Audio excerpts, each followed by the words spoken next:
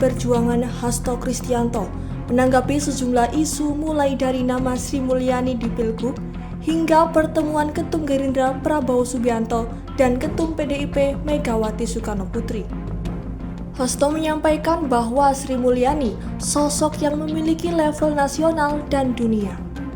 Hubungan antara Ibu Megawati Soekarnoputri dan Pak Prabowo adalah hubungan yang baik, saling menghormati dan juga memiliki kesejarahan yang panjang.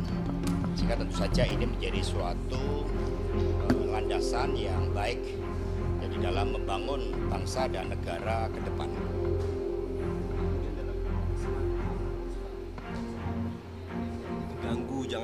Jangan diganggu kalau tidak mau bergabung begitu. Lalu kemudian juga sempat mencolek soal Bung Karno dalam milik semua, bukan milik satu partai begitu. Ini apakah PDI Perjuangan merasa tersindir begitu dengan terkait dengan Bung Karno? Apa yang disampaikan oleh Pak Prabowo, memang Bung Karno tidak hanya milik rakyat Indonesia, tetapi milik warga bangsa juga, karena Bung Karno bercita-cita untuk merombak sistem internasional yang anarkis menjadi sistem internasional yang mengedepankan kesetaraan antar warga bangsa, yang menentang berbagai bentuk penindasan dalam seluruh aspek kehidupan, mengedepankan kemanusiaan, keadilan.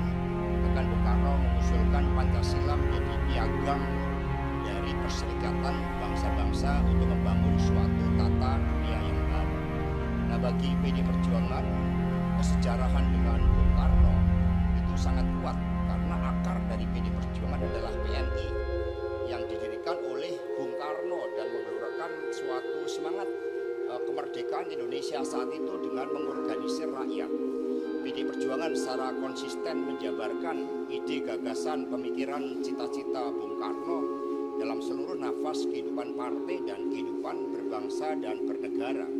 Sehingga karena emotional bonding itulah PD Perjuangan yang paling konsisten di dalam menjabarkan seluruh pemikiran Bung Karno itu, khususnya terkait dengan ideologi Pancasila, spirit mewujudkan Trisakti. Sekiranya partai lain juga akan menjalankan hal yang sama, PD Perjuangan dengan emotional bonding atau pemikiran-pemikiran Bung Karno, ya tentu saja kami dukung. Dan kemudian terkait dengan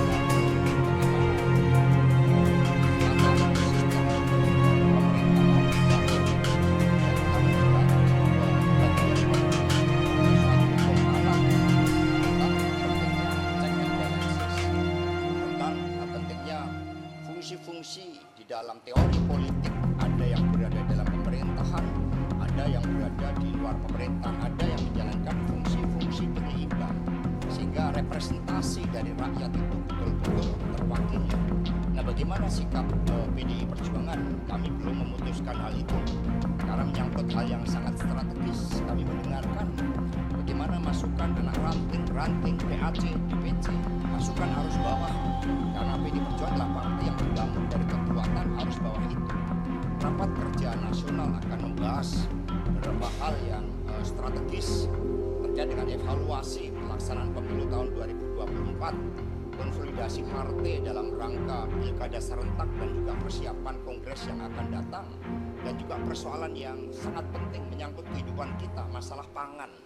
Karena terbukti pangan ini terus-menerus mengalami kenaikan, jangan sampai akibat global warming, akibat persoalan geopolitik, lalu Indonesia tidak terdepan di dalam memelopori kedaulatan di bidang pangan itu. Sehingga masalah pangan juga merupakan hal yang sangat strategis untuk dibahas di dalam rapat kerja nasional. Rakernas juga akan menggelorakan suatu api perjuangan. Nah, karena itulah nanti ada beberapa simbol-simbol strategis bagaimana api perjuangan yang menyatu dengan kekuatan rakyat itu ditampilkan di dalam seluruh acara rapat kerja nasional yang kelima.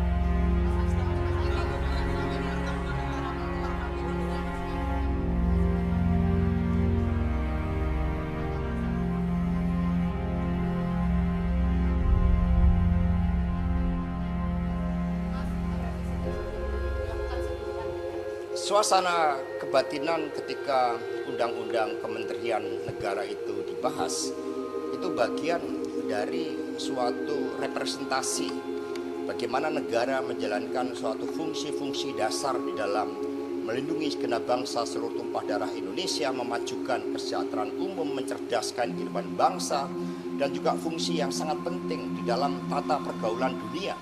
Sehingga itulah yang kemudian dijabarkan dalam pemerintahan, dan kemudian ada yang mandatori oleh Undang-Undang Dasar seperti tentang Kementerian Luar Negeri, Kementerian Pertahanan, Kementerian Dalam Negeri, kemudian fungsi-fungsi dasar yang dijalankan oleh negara seperti kesejahteraan sosial, kemudian keuangan negara, dan sebagainya. Sehingga hal-hal yang mandatori itu dibahas di dalam undang-undang kementerian negara tersebut, yang tentu saja juga melihat bahwa seluruh desain dari kementerian negara itu kan bertujuan untuk mencapai tujuan bernegara, bukan untuk mengakomodasikan seluruh kekuatan politik. Ini yang harus dibedakan, apalagi kita menghadapi tantangan-tantangan yang tidak ringan, persoalan ekonomi yang kita hadapi, pelemahan rupiah, masalah tenaga kerja, bahkan kemudian deindustrialisasi, hal-hal yang terkait dengan tingkat pendidikan kita, kualitas kesehatan kita. Sehingga menghadapi persoalan-persoalan dan juga dampak geopolitik global diperlukan suatu desain yang efektif, yang efisien, bukan untuk memperbesar ruang akomodasi, karena kepemimpinan nasional di dalam memanage negara melalui struktur yang efektif, yang efisien, struktur yang mampu mengorganisir seluruh persoalan bangsa menjadi suatu solusi yang dirasakan rakyat, itulah yang paling penting di dalam merancang kabinet. Ya, dalam pandangan PD Perjuangan, kami percaya bahwa dengan undang-undang kementerian negara yang ada sebenarnya masih visioner untuk mampu menjawab berbagai tantangan kehidupan bangsa dan negara saat ini. Tetapi ya tentu saja setiap presiden punya kebijakan tersendiri. Zaman Ibu Megawati Soekarno Putri antara Kementerian Perdagangan dan Perindustrian dijadikan satu. Kemudian pada periode pertama Bapak Presiden Jokowi kita melihat itu terjadi pemisahan, dan kemudian dibentuk Badan Ekonomi Kreatif misalnya. Jadi setiap presiden sesuai dengan mandatnya tentu saja punya suatu kewenangan. Tetapi bagi PD Perjuangan, undang-undang kementerian negara yang ada itu sebenarnya sudah mampu merepresentasikan seluruh tanggung jawab negara di dalam menyelesaikan masalah rakyat dan juga mencapai tujuan bernegara. Apakah pertemuan Bu Mega dan Pak Prabowo yang terlaksana itu ada sinyal bahwa ada komunikasi yang mandek, dan itu kan dibahasnya sudah lama ya, sebelum Lebaran bahkan wacana itu muncul, dan apakah faktor Pak Presiden yang menjadi penghalang bahwa tidak ada video? Ya, dalam momentum yang tepat ya, setelah agenda-agenda partai dijalankan, pertemuan akan dapat dijalankan. Dan kita kan punya agenda-agenda nasional di mana para pemimpin bisa bertemu bersama. Misalnya ada spirit 17 Agustus dan sebagainya. Nah, tentu saja komunikasi selama ini dengan Partai Gerindra misalnya itu dapat berjalan dengan baik. Dalam pelaksanaan pilkada misalnya kami berkomunikasi dengan Gerindra, dengan Partai Golkar, dengan Partai Amanat Nasional, dengan PKB, dan hampir seluruh partai kami melakukan komunikasi politik tidak ada batas. Jadi apa yang terjadi di dalam dinamika politik di tingkat nasional itu juga diwarnai oleh apa yang terjadi di daerah, di mana hampir seluruh partai saat ini berkonsentrasi pada pelaksanaan pilkada serentak itu.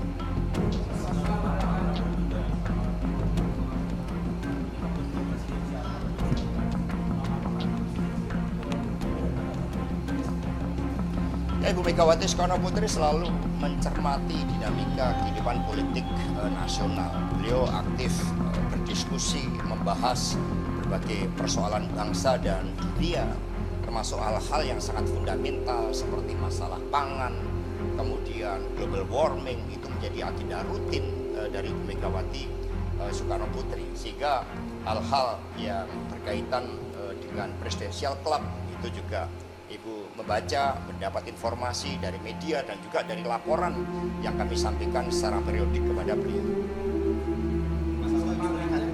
kemudian kemarin setelah sindiran Pak Prabowo di Rakornas PAN, lalu kemudian sikap dari PDIP termasuk yang tadi soal kementerian ini mungkin tidak sejalan dengan pemerintahan yang baru, apakah terbuka kemungkinan untuk nantinya dalam Rakornas di akhir bulan ini PDIP akan mengambil jalur oposisi karena banyak membaca demikian?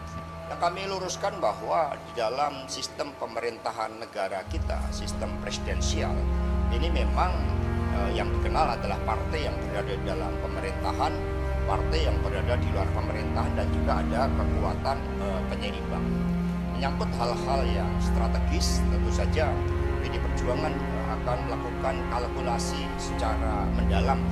Tapi komitmen bagi PD Perjuangan adalah bagaimana berbagai persoalan-persoalan rakyat saat ini secepatnya dapat diatasi bersama-sama, dan PD Perjuangan bisa menggunakan seluruh instrumen dari 3 pilar partai yang bekerja di tingkat nasional, provinsi, dan kabupaten kota. Jangan lupa kami masih memiliki menteri-menteri yang berada di kabinet saat ini karena mengawal prinsip-prinsip pemerintahan yang dikedepankan oleh PDI Perjuangan. Dan kemudian sekali lagi Rakernas akan membahas hal-hal yang sangat strategis.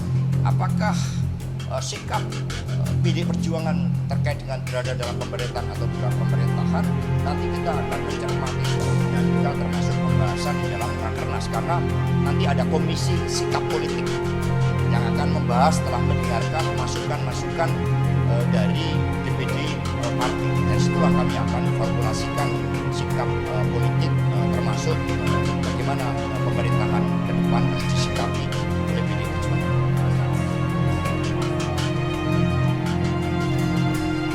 Sebenarnya kami sudah sangat intens membahas rekomendasi calon kepala daerah. Nanti yang akan dibahas adalah suatu strategi bagaimana kekuatan mesin politik partai, di mana dengan ujian yang begitu berat, PD Perjuangan masih menjadi pemenang pemilu. Bahkan di tingkat kabupaten kota, kursi dari PD Perjuangan ini mengalami kenaikan. Ya, hampir 38 kursi di tingkat kabupaten kota. Ini menjadi suatu bukti bahwa kekuatan di tingkat grassroots ini akan mengawal pelaksanaan pilkada serentak. Nama-nama sudah banyak yang dikeluarkan surat tugas. Di dalam Rakernas nanti juga direncanakan bagi kepala-kepala daerah yang berprestasi akan dikeluarkan rekomendasi dari Ibu Ketua Umum.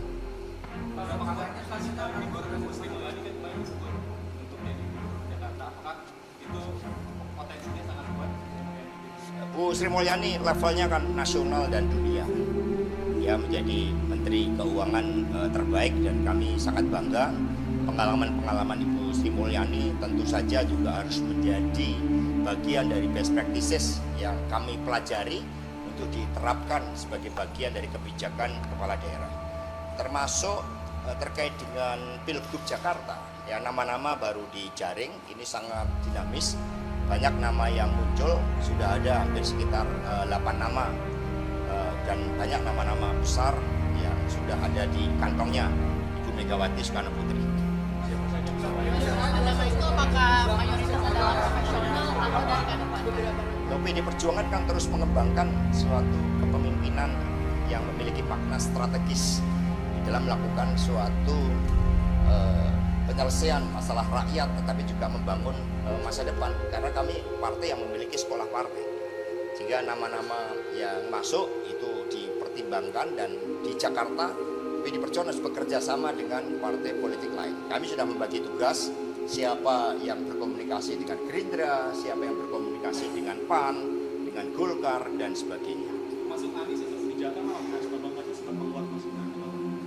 Ya, kader-kader dari PDI Perjuangan yang memiliki rekam jejak kepemimpinan yang baik, prestasi yang baik, itu banyak yang diusulkan, dan nanti ada daerah-daerah yang merupakan basis PDI Perjuangan, merupakan figur yang muncul dari proses pengembangan kader, tapi ada juga yang kombinasi.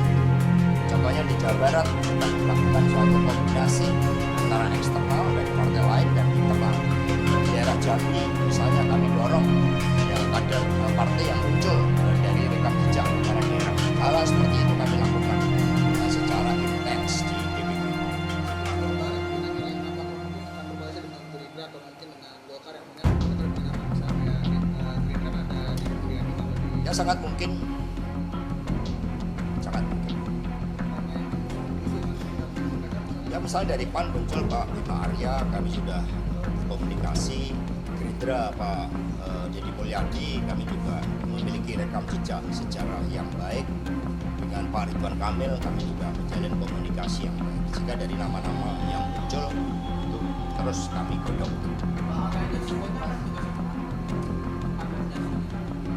Ya dari nanti akan ada penugasan-penugasan setidaknya di dalam pilkada ini. Itu seperti Pak Ganjar itu juga akan membantu upaya-upaya pemenangan pemilu, mempersiapkan kader-kader melalui sekolah partai, karena latar belakang Pak Ganjar kan dulu juga banyak di Bandiklat Partai, kemudian di Baguna Partai. Sehingga secara periodik Pak Ganjar, Prof Mahfud itu masih sering bertemu dengan Ibu Megawati Soekarno Putri membahas hal-hal yang strategis tentang persoalan bangsa dan negara.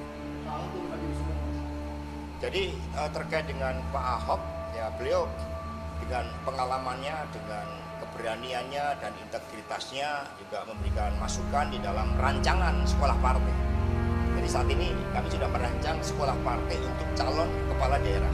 Di situ kami juga melibatkan Pak Ahok, Ibu Risma, kemudian ada Pak Ganjar untuk merancang kurikulum agar best practices dari keberhasilan para kepala daerah PD Perjuangan bisa diterapkan ke yang lain. Surabaya misalnya itu paling cepat di dalam mengatasi stunting. Dan kemudian di Semarang misalnya itu city farming itu dikelola dengan baik. Itu semua dari kepala daerah yang nantinya akan ditampilkan di Rakernas. Jadi di Rakernas PD Perjuangan nanti ada laporan kepada rakyat berupa hal-hal apa yang sudah dilakukan oleh PD Perjuangan untuk rakyat, bangsa dan negara. Masuk Jawa Timur, kira-kira apakah PDIP akan bersama Kofifa atau akan membuat koalisi dengan Kofifa lebih condong dengan Mas Adi lagi? Ya Pak Said Abdullah selaku yang ditugaskan di Jawa Timur melakukan komunikasi yang intens dengan Kofifa. Ya tentu saja itu juga menjadi suatu opsi, tapi kami juga punya opsi lain untuk misalnya memajukan kader PD Perjuangan yang berprestasi dan partai lain, ya misalnya PKB. Kemudian ada juga dari Golkar yang juga sudah berkomunikasi dengan Gerindra, sehingga nama-nama saat ini masih mengerucutkan, mengingat pendaftaran akan baru dilakukan pada 24 sampai 27 Agustus. Surat tugas yang tadi disampaikan itu contohnya siapa saja? Surat tugas yang tadi disampaikan. Contohnya Bupati Ngawi dan Wakil Bupati itu tetap. Kemudian Wali Kota Surabaya dan Wakil Wali Kota Surabaya itu juga tetap. Trenggalek, Bupati dan Wakil Bupati itu tetap. Itu contohnya. Di Jawa Tengah akan dibahas hari Selasa, dan kemudian di beberapa wilayah Indonesia Timur ya, seperti Maluku, Papua itu juga sudah dikerucutkan. Untuk yang tingkat provinsi itu belum ada nama yang resmi. Ya kita mulai dulu dari kepala daerah, ya, dari PD Perjuangan sama wakil kepala daerah. Kemudian Indonesia Timur kami prioritaskan mengingat medannya harus diputuskan lebih awal. Baru kemudian daerah-daerah ya seperti Jawa Tengah, kemudian Jawa Timur, Bali itu nanti.